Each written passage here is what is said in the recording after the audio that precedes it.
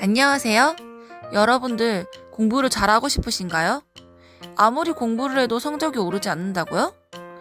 어차피 해도 학 안 오르는데 차라리 마음껏 놀고 마음껏 자고 좋은 컨디션으로 시험이나 보자 라며 포기하게 된다고요?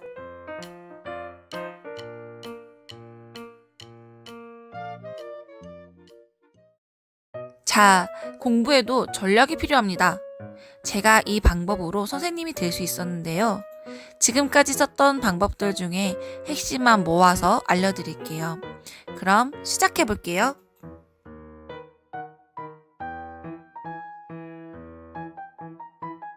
목차를 짜는 게 중요하다는 말 많이 들으셨죠? 이 방법은 특히 내용이 많은 과목이나 간단 명료하게 정리되지 않는 과목에 효과적이에요.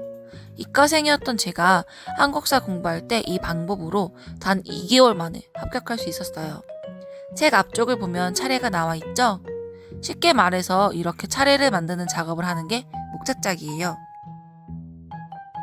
쉽네. 그럼 이거 그대로 옮겨 적으면 되잖아요. 깨깨깨 라고 생각하시면 오산입니다. 먼저 차례 부분을 쭉 읽고 공부를 시작합니다. 한 단원이 끝나면 목차짜기를 합니다. 저는 한 단원의 내용을 한번 쭉 훑어본 후에 목차짜기를 하니까 훨씬 더 효과적이었어요. 이렇게 하면 어떤 내용이 중요한지, 무엇과 연관지어 공부하는 게 좋은지 알 수 있답니다. 이것은 라이겔루스의 인지정교화 이론에서 말한 주민과 유사한 원리인데요. 예를 들면 산, 나무, 산을 보는 것과 같습니다. 제가 목차짜기를 한번 예를 들어 볼게요.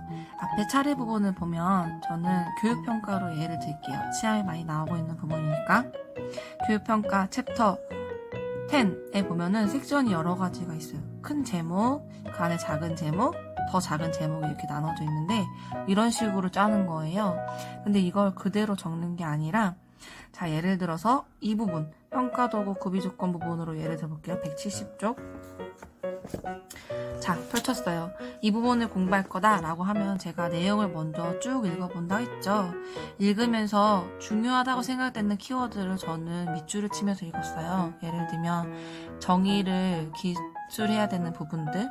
그래서 밑줄을 치면서 쭉 읽어 내려가다가 어느 정도 내용이 끝나는 시점 한 파트가 돼도 되고요. 아니면 한 권이 돼도 되고 그거는 상관은 없는데 저는 메빙하우스의 만곡 곡선처럼 하루가 지나면은 망각이 많이 되니까 그 안에 정리를 하는 습관을 길들였어요. 자, 예를 들어서 이렇게 읽는 거예요. 타당도와 신뢰도에 대해서 쭉 읽고 끝났어요. 그러면 여기를 정리하는 거예요. 자, 제가 미리 적어왔는데요. 자, 타당도에는 내용 타당도, 공인 타당도, 예언 타당도, 구인 타당도, 영향 타당도가 있고 신뢰도에는 이런 신뢰도가 있다. 이렇게 하면 한눈에 알아보기 쉽게 됩니다. 이렇게 하면 내용 정리가 쉽게 되고 많은 양을 한꺼번에 머릿속에 정리할 수 있게 됩니다. 제목만 보아도 거기에 포함되는 내용이 쉽게 떠오르기 때문이죠. 단 주의할 점, 복잡하게 많이 적지 않기. 그건 목차가 아니에요.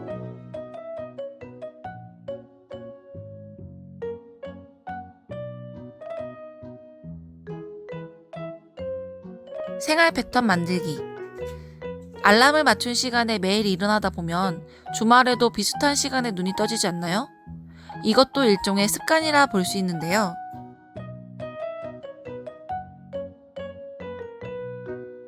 이처럼 습관이 되면 굳이 노력하지 않아도 저절로 되는 원리를 이용하는 거예요. 제가 추천하고 싶은 방법은 시험 일정과 생활 패턴을 맞추는 겁니다. 쉽게 말해 1교시에 교육학을 공부하고 2, 3교시에 전공을 공부하는 거예요. 시간과 장소 정하기. 무엇보다 중요한 것은 무작정 시험 일정에 맞추기보다 내가 집중이 잘 되는 시간과 장소를 파악하는 게 중요합니다.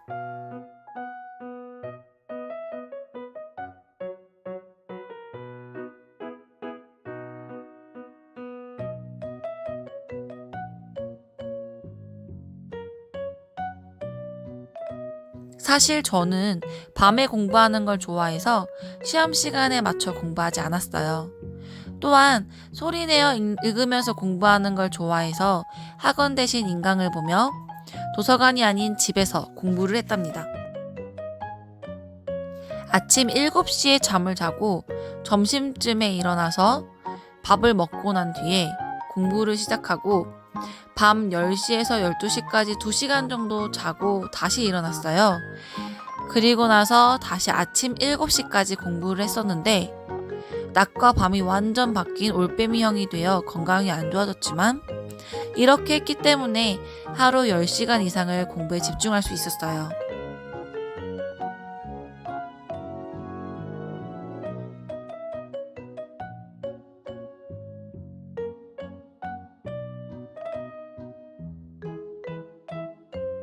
시험 환경 조성하기.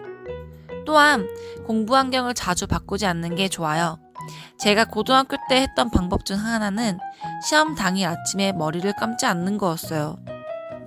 이상하게 머리를 감고 가면 아는 문제도 실수하는 징크스 때문에 시험 끝나고 돌아와서 머리를 감았었는데 공부할 때 환경과 시험 볼 때 환경이 동일하면 시험을 더 잘 볼 수 있다는 것을 몸소 깨달았죠.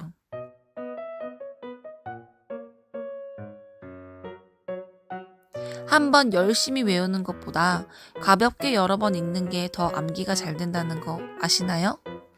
망각의 곡선을 보면 그 이유를 알 수 있습니다. 인간은 무언가를 학습하고 10분이 지나면 잊어버리기 시작한다고 해요.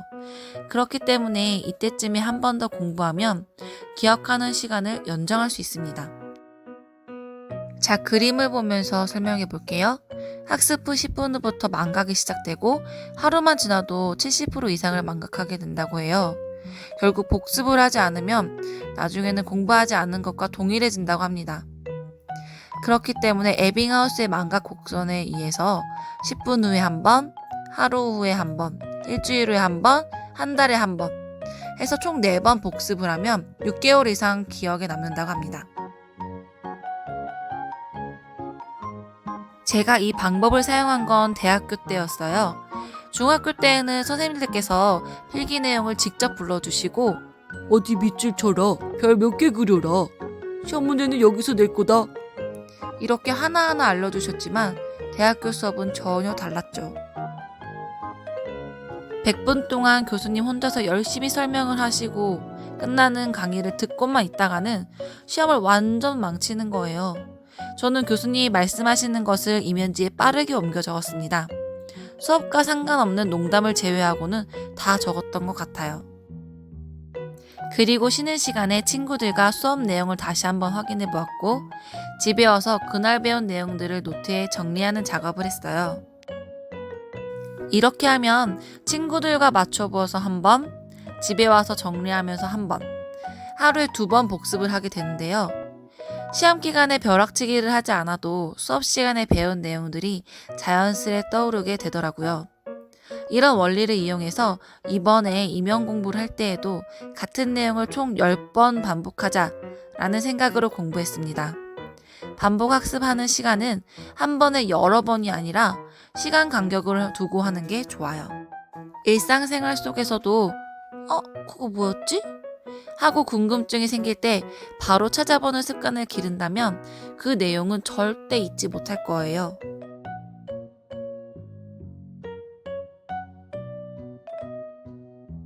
아무리 공부를 해도 성적이 잘 오르지 않는 사람은 이 방법이 효과적일 거예요. 하루에 10시간이나 공부를 했는데 내가 공부한 게 시험에 안 나왔다 라며 속상해하는 친구들 한 번쯤 보지 않았나요? 암기를 하기 전에 어떤 부분이 중요한지, 어느 부분은 읽고 넘어가야 할지 구분하는 작업이 필요합니다. 이게 어렵다면 다른 사람들과 스터디를 하면 도움이 돼요.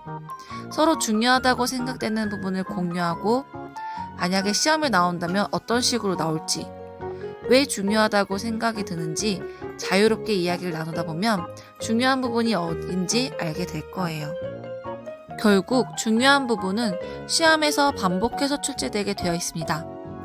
아무도 모르는 부분을 나만 공부해서 100점 맞을 거야 라는 생각으로 무작정 외우는 것보다 다른 사람이 아는 건 나도 당연히 맞아야지 라는 생각으로 중요하고 기본적인 것은 완벽하게 공부하세요.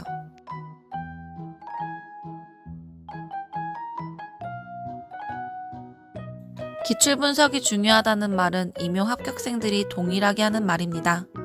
학교 다닐 때 4년 동안 배운 내용을 한 번에 혼자 공부하려 하니 기억이 가물가물하고 뭐가 중요한지 또 시험은 어떻게 나오는지도 모르는 채로 공부를 시작한다면 장수생이 되기 십상이에요. 기출분석은 목차 짜기와 연관지어 활용하면 좋습니다. 예를 들어서 기출문제를 보고 해당 과목 목차에 연도를 포기하는 거예요. 이 방법을 사용하면 어느 부분에서 시험이 자주 출제되는지 알 수 있고 시험 형식도 파악할 수 있어서 공부 방향을 잡기 쉬워집니다. 제가 기출문제를 분석하는 방법을 예를 들어볼게요. 이 문제는 한국교육과정평가원 홈페이지에서 출력하였습니다. 2019학년도 보건 임용의 10번 문제예요. 모성 문제고요. 여성의 월경 주기에 대한 문제입니다. 보면 난소 주기와 난소 호르몬, 자궁 내막 주기를 함께 물어보는 문제였어요. 기억, 기초 체온 변화 양상, 배란기의 체온이 어떻게 되는지, 이은, 기능, 성체에 대한 기능을 물어보는 거고요. 디귿, 명칭과 자궁 내막 특징을 설명할 것. 자, 이렇게 문제를 분석할 때에는 이 문제가 내가 만들어 놓은 목차에서 몇 년도에 출제된지 기록하는 거예요. 전 지금 제가 만든 게 없어서 문제집에다가 표시를 할 건데요. 자궁내막 주기 13년도에 출제된 이후로 지금 19년도에 출제됐으니까 추가로 이렇게 적는 작업을 하는 거죠. 자, 이 작업을 하면은 좋은 점이 이 부분에서 얼마나 자주 출제되었는지도 알 수 있고요. 자, 여기 한번 예를 들어볼게요.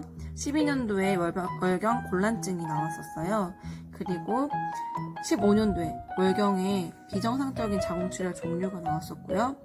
16년도에는 월경 전 증후군이 나왔었어요. 그리고 17년도에는 독성 쇼크 증후군이라는 문제가 나왔었거든요. 그리고 나서 지금 19년도에 자궁내막 주기가 나왔잖아요. 이 정도로 월경에 대한 문제는 거의 매년 출제되고 있다고 해도 과언이 아닌데요. 지금 여기서 보면 월경 곤란증에 대한 문제가 12년도 이후에 안 나오고 있었잖아요. 근데 국시가 16년도에 나왔다면은 앞으로 만약에 월경 문제가 나올 가능성이 높다면 월경 곤란증에서 문제를 낼 확률이 높다라는 것을 추측할 수 있습니다.